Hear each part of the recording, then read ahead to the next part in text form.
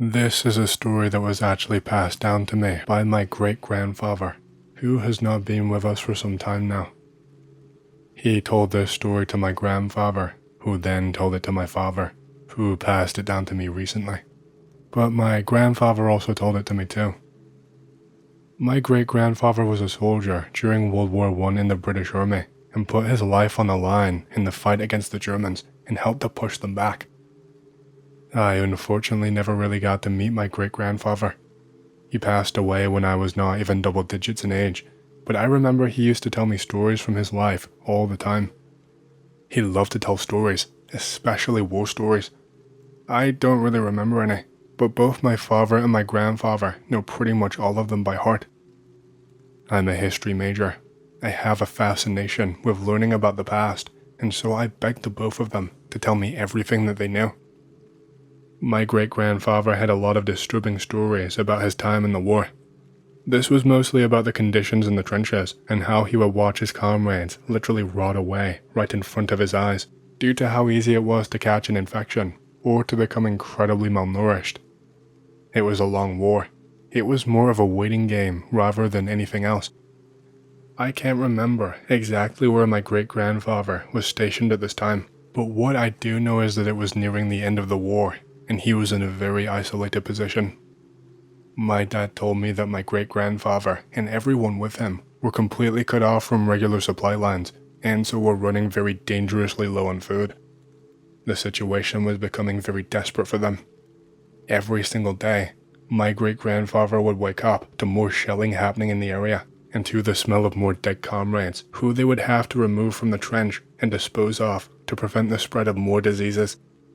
They had been successful up until that point, with snipers positioned in hidden perches in no man's land, but the constant shelling forced them from their position, and the MG that had been set up during the days where they were forced to retreat and hide made very quick work of them once they were out in the open. There was almost nothing that they could do. Soldiers were about to starve. There had been a gas attack just a few days prior, and some soldiers who were pretty groggy were not able to get their masks on in time, and so they suffered even more casualties, and the situation was looking incredibly bleak. It looked like they would all die and lose their position and be pushed back. It was crunch time for a decision, and the only options they were faced with was to either die like cowards in that trench, or to commit to a suicide attack and pray that they could make some ground, or do anything at all. Retreating and giving up that position was not an option whatsoever. It wasn't even a thought in any of the superiors' minds. The soldiers were all scared half to death. With the limited resources they had, the plan was to use artillery fire as cover as they made their charge. The idea was the artillery would bomb around 50 yards or so ahead of the soldiers, and they would follow it, and this was to make the defenders in the forward trench duck down and hide. Problem is, they were undersupplied, and the artillery was not capable of shelling for the entire advancement. They'd be able to shell 2 or 3 times tops, and after that, they were completely on their own, out in the middle of no man's land, with no cover, no support, and they would be dead men walking. Literally the only hope for those soldiers was for them to pray and run. They could not even get a tank out there to help roll through. Their entire supply line was cut off and pinned down by sniper fire from another German-occupied trench. The plan was to be enacted under cover of night, to give them the very best chance, although no one was really hopeful. I think everyone knew they were going to die that night. They were just hoping they could maybe catch some sleeping Germans off guard and get a little bit lucky. Fast forward to that night. They were probably an hour away from making the run when they heard screams of all kinds. It sounded like the German soldiers. According to my great-grandfather, they heard men screaming and rapid gunfire coming from what was likely an MP-18, along with handgun fire, which was most likely a Mauser. These screams apparently continued on for hours, and the run was delayed. Commanding officers thought that this was a ploy from the Germans in order for them to let their guard down and run into the shredder. Great-grandfather said he apparently heard more than just screams. He said that all throughout the night, he heard something running across no man's land. He could hear something really heavy running at full speed, like metal boots pounding the mud really quickly. but no one was brave enough to peek their head up and risk having it taken off. He then said he could hear some kind of grunting and growling, like it was coming from a really big dog that was maybe out of breath. He said he heard one of the Germans shouting, but that the answers he was getting did not sound right.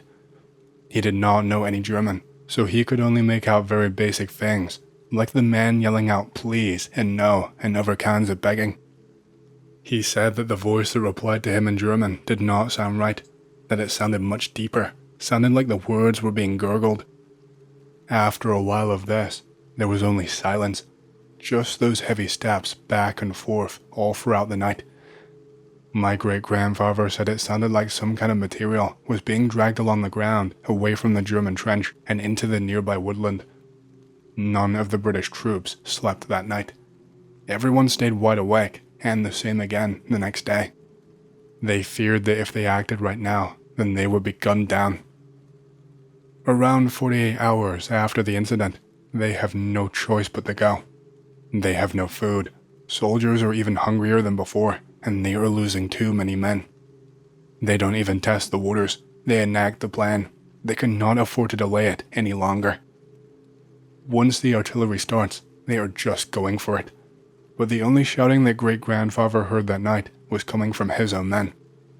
Once the shelling stopped, he closed his eyes and held his breath and prayed to God. He expected for death to come to him immediately. But it never did. Not a single British soldier died on the way to that German trench. My great-grandfather told my dad that it was the most miraculous event of the entire war, that each and every single one of them should have been dead. Well, it seemed that way. It seemed like a miracle until what they found in that trench. There was not a single German soldier left alive. Each and every single one of them had been brutalized beyond belief. My great-grandfather said he had never seen such a horribly violent death. Many of the soldiers, the British soldiers, were not able to cope with the sight or the smell of what they saw, and they just simply threw up. The most notable thing about all of the deaths was the skin of the soldiers. For every single one of them, the skin had been almost entirely torn off their face, and in multiple other locations on the body too. It looked as if something had sunken its teeth into the face and had just pulled and pulled until all of the skin was just gone.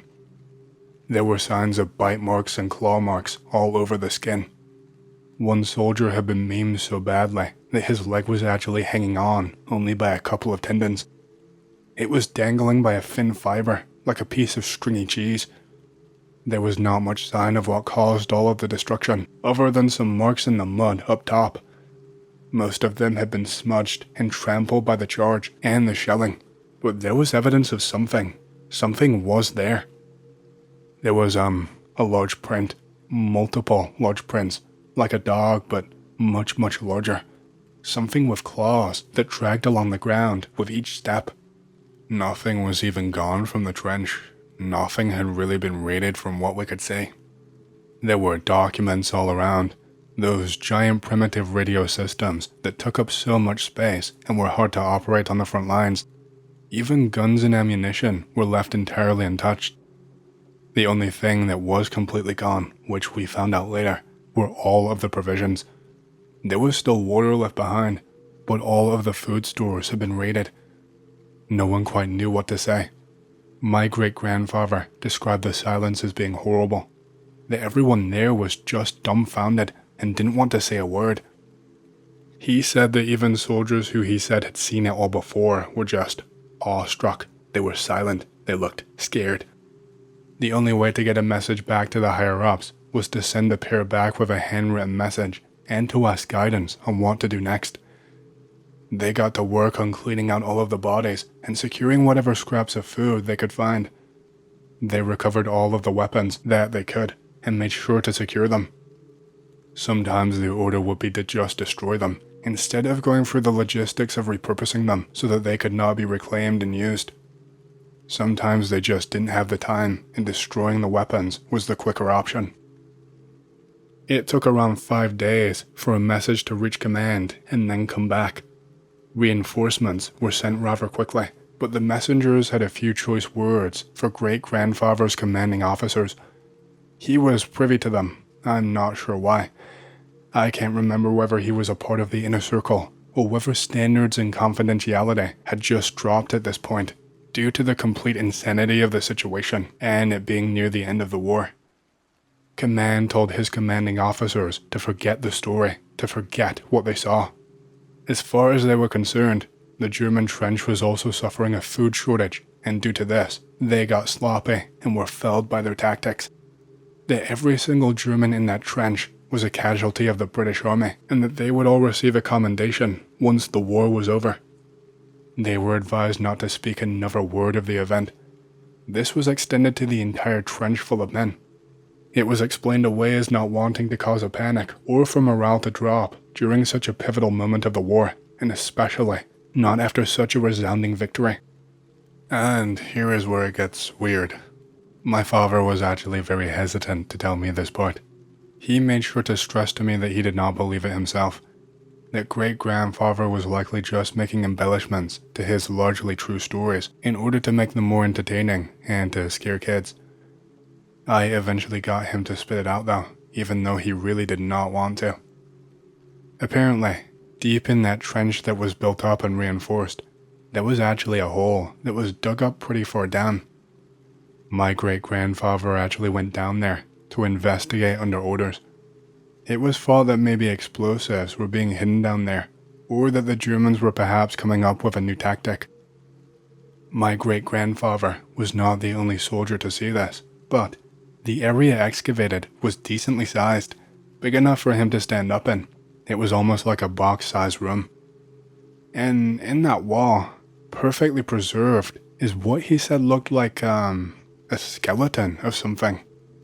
You know how dinosaur fossils are preserved, and that you can make out the shape sometimes and stuff. My great-grandfather said it looked like this. That the thing looked like it had been fossilized thousands of years ago. It was human in structure, mostly anyway. The skeleton was upright, but probably around 7 foot tall, if he had to estimate. The head was quite large, but it had these big cracks on the side of its head. It looked like something had once been there. Its arms were raised up into the air, but they were not as long as human arms, and they didn't end with hands and fingers.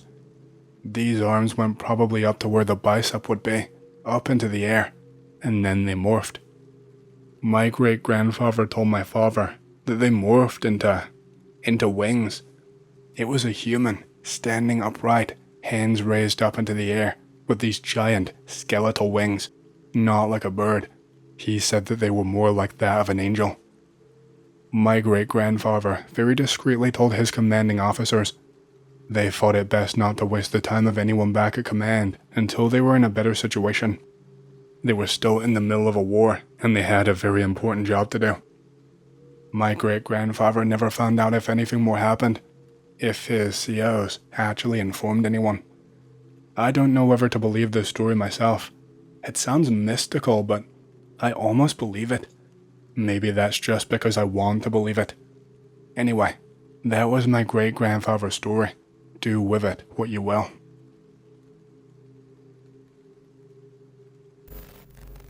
The story that I'm about to tell you. It all started on a night that was very hot and very dark. It was a summer night with a new moon, and the only thing that lit the sky was the stars.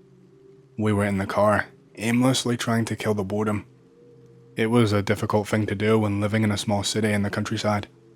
There were 5 of us in total, my girlfriend Lily, and her younger brother Alex, their cousin Beth, a friend of mine called Tyler, and me, all crammed into that car.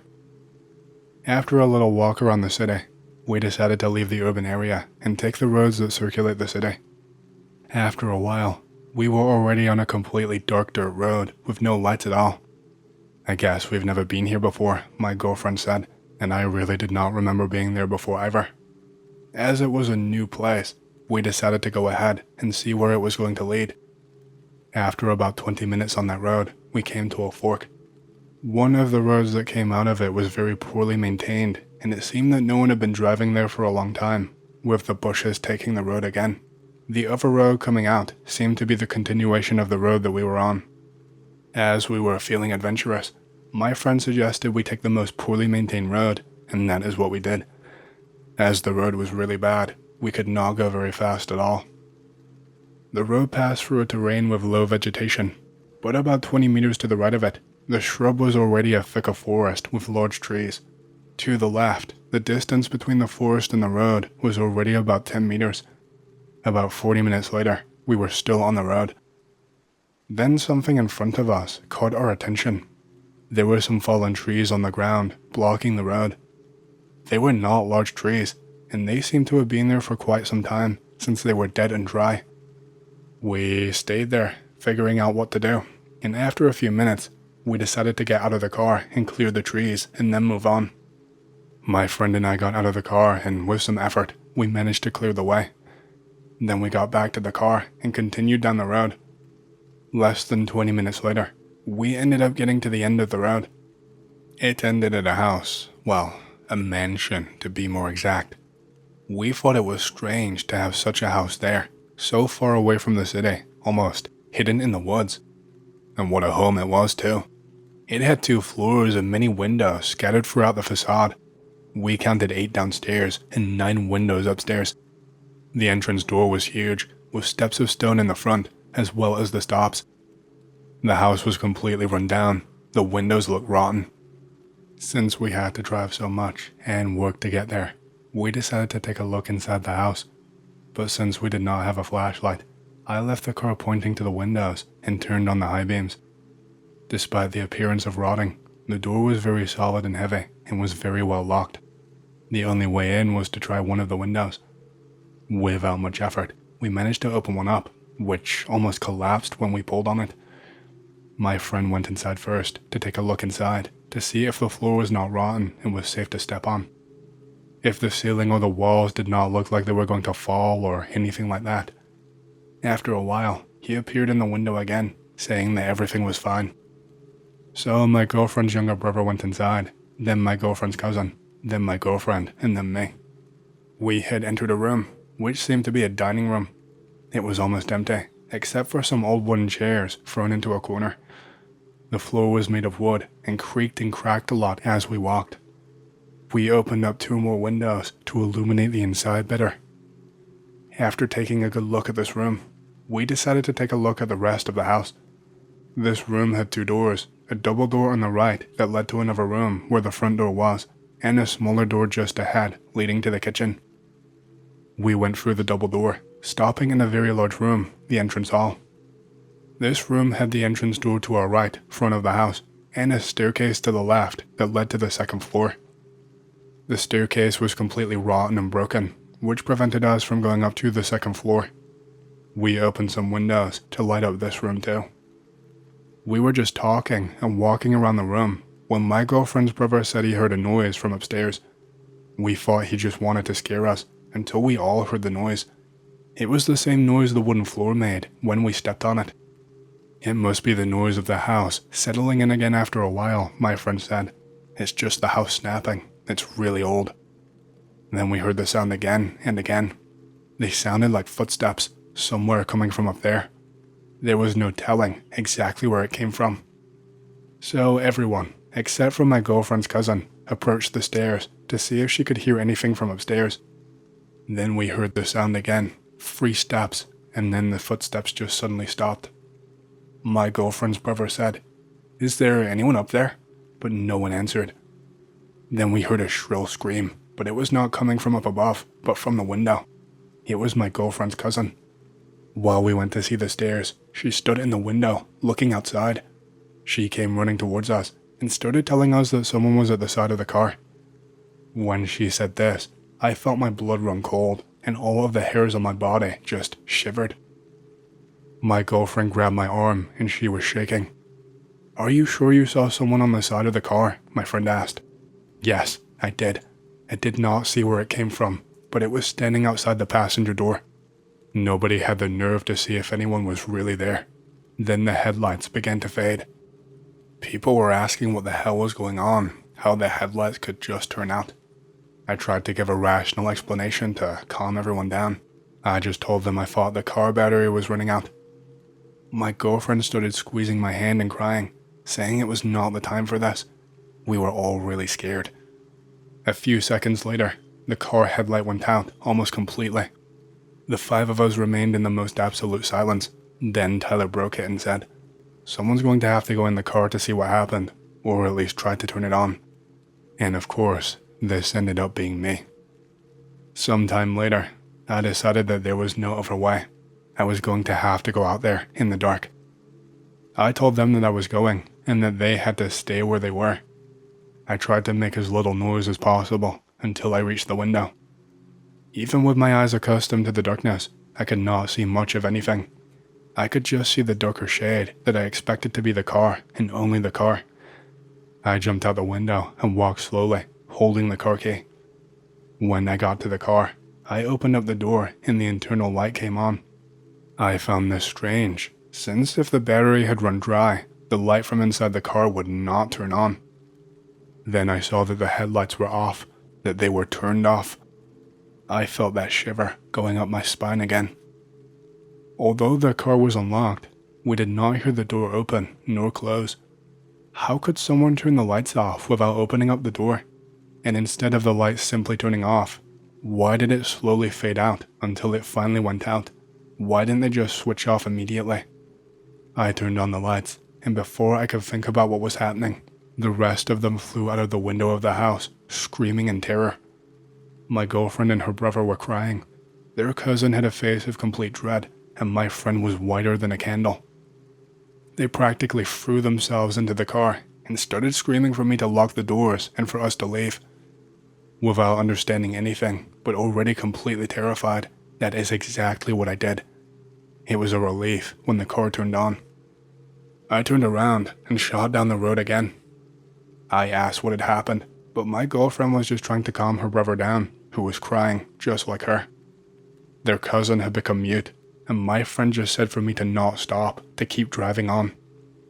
When everyone was starting to calm down again, I turned to my friend who was in the back and asked what had just happened. When I was looking back, my girlfriend who was in the back on my side yelled, "Stop." With the fright, I put my foot down hard on the brakes. The car skidded a little bit, but eventually came to a stop. I then looked at my girlfriend and asked what it was. Then I saw that she was crying again, pointing her finger forward. Her hand was shaking, and then I saw what it was. The road was full of trees again, blocking the way. Beth was asking, "Didn't you take all of the trees out of the way?" "Yes, we did," I replied. That was enough for my girlfriend's brother to start crying again. I started to look around to see if I could see anyone or anything. After a while, I looked at my friend and said, "We are going to have to get out of the car and clear that road again." He suggested going over the trees with the car. If I do that, the car will hit the trunks, and either it will get stuck and we will not leave, or it will blow a tire, or it could ruin something else and we will not leave here. The only option was to get outside the car and clear the road. After a while in silence, he just nodded and he came with me. We both left the car and headed for the fallen trees on the ground. My girlfriend closed the car door and locked them, still with the key inside. Thanks. That meant we couldn't get back in quickly. This time, there were many more trees than before. With great care and attention on everything around, we began to drag the trees out of the way. When we finally cleared the path, we looked at each other with a look on our faces that said, "Let's get the hell out of here."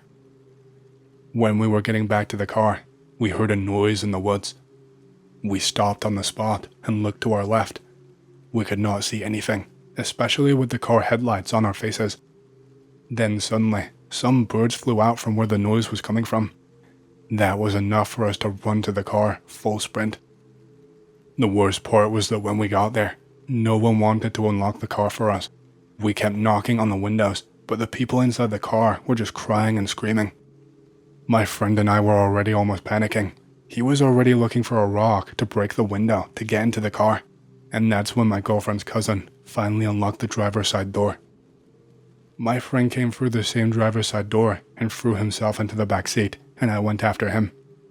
As soon as I got to the seat, I floored it. I didn't even stop to close the car door. It just closed itself with the speed of the acceleration. But despite the speed with which we left, we could still see something coming out of the woods. It looked like a dark stain with a humanoid shape, and it was very tall. It seemed to be more than 8 feet tall. My girlfriend and her brave family were desperate when they saw that. They began to cry and scream in panic. From that point on, until I reached the dirt road, I did not slow down. I was going with the gas pedal almost bending forward. The car was jumping more than a wild boar on that bumpy and poorly maintained road. When we arrived on the good dirt road, I went in with everything, not slowing down. Arriving on the asphalt road, we were a little bit calmer, and I finally relaxed my foot on the gas. No one said anything at all until we got to town. When we arrived, we went straight to my girlfriend's house. Her parents had left. As she, her brother, and her cousin entered the house, I pulled my friend into the corner and asked what had happened inside the house for them to run away like that. He said that when I was out in the car, they heard some more footsteps upstairs. They paid attention if they could try and figure out what it was, when suddenly, there came a sound from the top of the stairs, as if someone was holding their breath and suddenly just let go and exhaled. He said that after that, they could smell this horrible smell of rot, as if there had been some dead animal there for more than a week. The noise of that strange breath had already scared them enough to run away, but by that time, I turned on the headlights of the car, so they saw a somewhat shapeless thing that was coming out from the kitchen. But it seems that when I turned on the headlights of the car, the light scared it off, so it went back into the kitchen, making that breath noise again. It was then that they panicked and ran. He said they could not see exactly what it was, but that it was bipedal and seemed to have horns on its head, he said. To this day, I do not know what it was that we bumped into. My girlfriend's brother still has nightmares about that night and does not like to talk about it at all. My girlfriend gets really angry if I try and get her to say something about that night. Their cousin is the only one who says anything, but she does not like to talk about it too much either. I know that in addition to that, the suspension of my car was completely ruined after our escape. I never went back to that place, and I never want to go back. Sometimes people ask me where that road is, but I do not say. I will not tell them. If the road was blocked off, it must be for a good reason. I have no real crazy story about monsters or aliens or whatever, but I do have one thing that happened that I think about a hell of a lot. So, this happened to me around 2014. I just moved to the big city. I was staying at my sister's apartment on the 5th floor. We're hanging out, eating soup, watching some show on Netflix. It was a normal night. There were no bad vibes and no really weird things happening at all. I look over at the sliding glass doors to the little apartment balcony. I can see this bulbous, pale balloon thing floating just above the railing. I loudly say, "What the hell is that?" And I point it out to my sister. My sister looks over and says, "What is what?" So I shout that and I point in the direction again. I look over at her and back and the thing is gone. I go outside and look around, but there is nothing. I never see it again. I laugh it off. The thing is, it really was not a balloon. I don't think it was anyways. It was like a balloon-shaped thing, but it was greasy looking, and it was at a weird angle with the string, which also did not seem like string, coming down at an angle and was more like a Freddy wisp. The top was also creasy, like a fruit or something. I have no theories. Maybe it was just a balloon, but I always think back on that. So, when this happened to me, my roommates were out of town to see family, and I had the apartment all to myself. Nothing spooky ever happened in that apartment. It was a regular apartment in a regular college town. I was sleeping one night. I closed my door to keep my roommate's cat out of my room. I wake up. I feel like something is watching me. I look in front of me. I can see through the glow from a streetlight that my door is open. I look directly in front of me. It looks like a shape of a person. I close my eyes and open them back up again, and it's still there. Oh shit. I instinctively reach underneath my pillow for my 10mm Glock 20. I am nearly pissing myself in fear as I rack the slide back. I point the pistol at the shape and shoot. The muzzle flash lights up my room for just a second. My ears are in searing pain. I throw the lights on. My ears are ringing like a motherfucker. There is nothing there, just a 10mm hole in my wall. I clear the apartment out. I check if all the windows and doors are locked. Everything is locked, and nothing is out of the ordinary. I spend the rest of the night worried sick the cops are going to show up, but thankfully they never do. I just put a picture over the hole. I must have hit a stud or something, because there were not any exit holes. My roommates never found out.